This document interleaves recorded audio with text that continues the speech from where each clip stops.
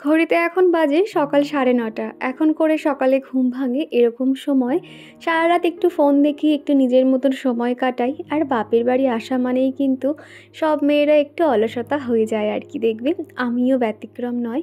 আমার ওই বাড়িতে যেরকম দরজা জানালা বন্ধ থাকলে একদম রাতের মতন মনে হয়, এখানেও কিন্তু সেম সেরকম। যেহেতু এখানে পর্দা দেওয়া রয়েছে, কাঁচের জানালা হলেও খুব একটা কিন্তু ভিতরে আলো আসে না। চিকু এখনও ঘুমোচ্ছে আর আমি এই তো শুয়ে আছি।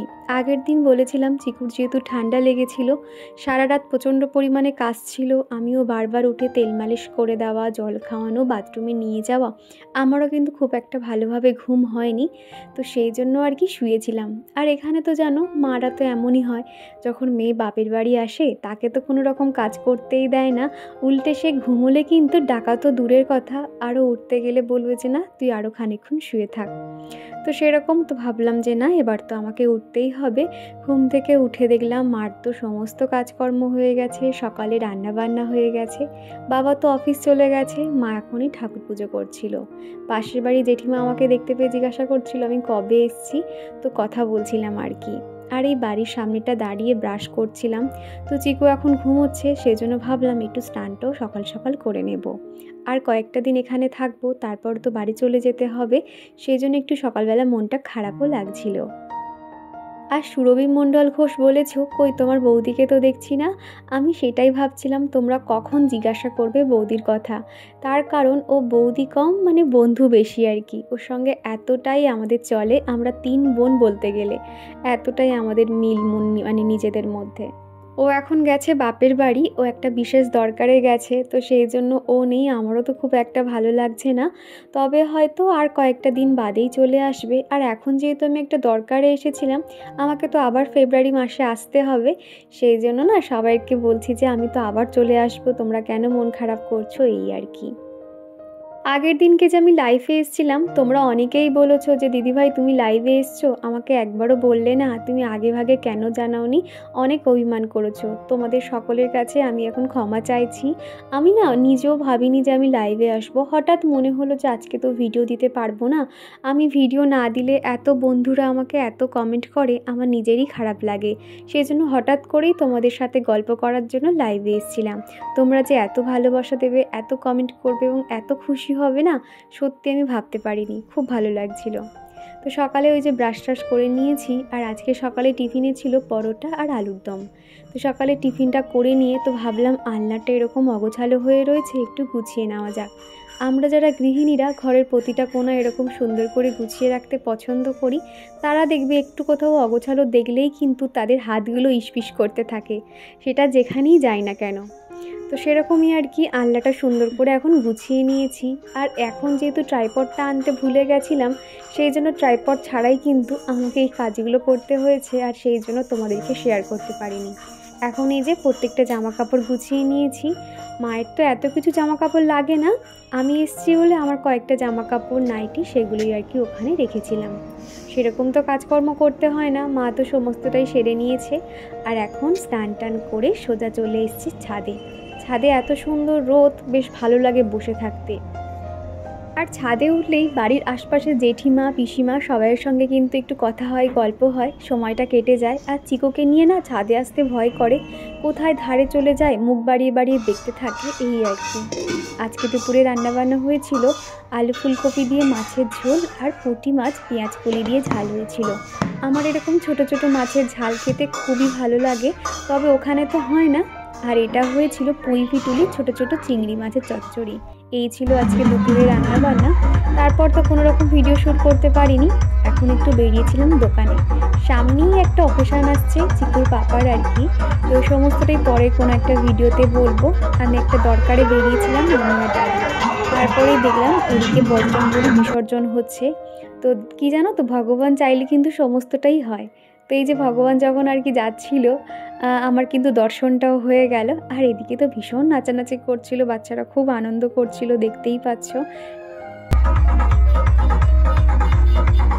আমি যেদিনকে আসছিলাম সেই দিনকে বাড়িতে এসে এরকম গান বাজনা শুনতে পাচ্ছিলাম, তখন মা বলল বাজারের সামনে এই বজরংবলী ঠাকুরটা উঠেছে। খুব একটা তো আমি বাড়িতে বার হই না, তো দেখো ভগবানের দর্শনটা হয়ে বেশ ভালো লাগছে। আর এখানে না ভীষণ বড় করে আর কি ঠাকুরটা ওঠে, এখানে ভোগ খাওয়ানো হয়, খিচুড়ি ভোগ প্রসাদ দেওয়া হয় এই আর কি। তো ফেরার সময় এনেছি একটু ফুচকা টক জল আর কি। ফুচকাটা এত সুন্দর টেস্টি হয় আমাদের এখানে না, মানে হাতে একটুখানি বার হলেই আর কি মানে চারিদিকে আর কি ফুচকা দোকান, সবাই এত সুন্দর ফুচকা বানায় না, এখানকার ফুচকার মতো আমি কোথাও কিন্তু আমার ফুচকা মনের মতন হয় না। তো তারপরে ফুচকা টুচকা খেয়ে এই যে কয়েকটা জিনিস কিনেছি। আগের দিনকে তোমাদেরকে বলেছিলাম মনে আছে যে আমি শ্রীহরি থেকে কয়েকটা জিনিস কিনেছি। এই যে দেখো, এই যে চুড়িগুলো কিনেছি, একদম সোনার মতন দেখতে না, দেখলে কিন্তু কেউ বুঝতেই পারবে না যে এগুলো কেনা চুড়ি আর কি। শ্রীহরির প্রত্যেকটা আমি এরকম সিটি গোল্ডের জিনিস ব্যবহার করি, আমার খুব পছন্দের।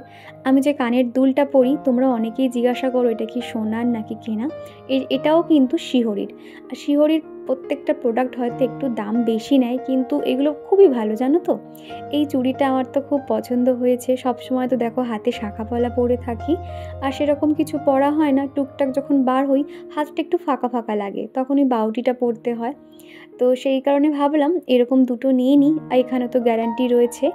আর এটা না সবথেকে ভালো জিনিসটা হলো খুব লাইট ওয়েট আর দেখতেও ভীষণ সুন্দর। আর এটা কিন্তু দামটা একটু বেশি নিয়েছে, আমি তো ভেবেছিলাম একটু কমের মধ্যে হয়ে যাবে, এটা 550 টাকা মতো নিয়েছিল। তবে এই কি এটা আমার অনেকদিন পর্যন্ত চলে যাবে এই আর কি। আর এখানে আমার দিদি ছেলেও এসেছিল সন্ধ্যেবেলা, তো এখানে কিন্তু ও একটা ভাইরাল মানে কি বলবো, এখন যে ট্রেন্ডিং গানটা চলছে সেটাই এখন বলছিল, একটু পরেই তোমাদেরকে শোনাচ্ছি। ও কিন্তু প্রথমে ভীষণ লজ্জা পাচ্ছিল, আর ওর নাম দিয়েছে আমি রসগোল্লা। তো দেখতেই পারবে একটু পরে কত সুন্দর করে গুছিয়ে বলবে। সন্ধ্যের পর থেকে এখন চলে এসছে এখানে, যেহেতু ভাই আছে ওর একটু আনন্দ যে ভাই যখনই আসে ও টুকুস করে এখানে চলে আসে।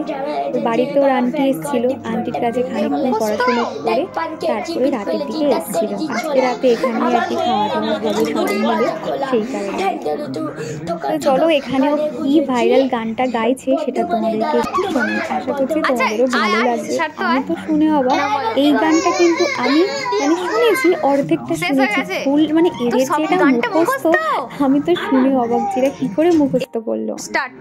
দয়াল বাবা পেট হয়ে চাউমিন খাওয়া ময়দা মুখ তাকাইছে দেব দেব করে তাকাইছে ময়দা মুখ নড়ার গাড়াই গোল গোল তাতে হবে না ওই বাসা সাইয়া বৌমাতে না হাটে গেলাম বাজারে গেলাম কিনে আনলাম আদা আদা খেয়ে মুদের বাবা হাঁটতে কথা কাদা ড্যাং ড্যাং ড্যাং জামাই এসেছে বাবা প্যান্ট কাওয়া ডিব্বা ভেঙে ফেলেছে তাই পালিয়েছি বিস্কেলেছি দাঁত করেছি ছোলা আমার বন্ধুর নাম রেখেছি মুড়ি বাজার খোলা হ্যান্ডার গুল কোলা কোলা কানে গুজেছে আর বর্তমানে ডালায় লুচি বেড়েছি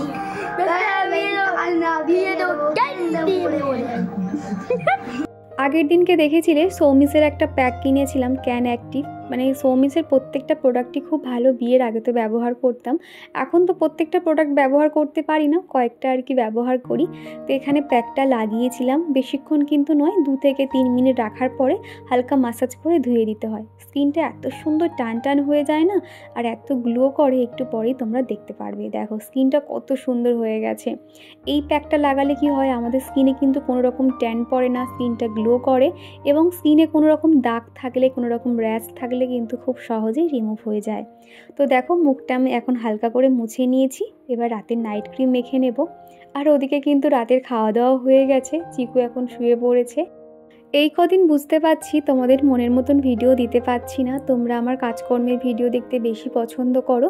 তবে আর তো এই কটা দিন, তারপরে বাড়িতে গিয়ে আমার ডেইলি রুটিন তোমাদেরকে শেয়ার করব সুন্দর করে, তোমরা যেটা দেখতে পছন্দ করো এই আর কি। আর এই যে রেজারটা দেখতে পাচ্ছ, দুর্গাপুজোর সময় আমি না কিনেছিলাম, তো তখন এটা আমি এখানে ভুল করে ফেলে গেছিলাম, আমি তো ব্যবহার করতেই পারছিলাম না। আর এখানে এসেই পার্লারে না গিয়ে সোজা আমি বাড়িতেই কিন্তু ভ্রুটা খুব সুন্দর করে সেভ করে নিয়েছি। নিয়েছি। তো দেখো দেখতে কত সুন্দর লাগছে না? ফার্স্টে তো ভাবছিলাম হয়তো কেমন লাগবে বা কিছু, একদম মোটা করে শেভ করেছি, তো ভীষণ সুন্দর হয়েছে। এরকম তোমরা যারা শেভ করতে পারো না, কি করবে জানো তো, পার্লারে না গিয়ে বাড়িতে কিন্তু এরকম একটা রেজার নিয়ে শেভ করে নেবে, তোমাদের টাকাও বেঁচে যাবে, প্লাস তুমি যখন ইচ্ছে কিন্তু এরকম শেভ করতে পারবে। তো চলো, আমার তো একদম কমপ্লিট, রাতে স্কিন কেয়ার, চুলটা বেঁধে নেব। তো চলো আজকের ভিডিওটা এখানেই শেষ করছি। ভিডিওটা কেমন লাগলো অবশ্য কমেন্ট করে জানিও। ভিডিওটা ভালো লাগলে একটা লাইক করে দিও। আবারও দেখা হচ্ছে নেক্সট ভিডিওতে। টাটা।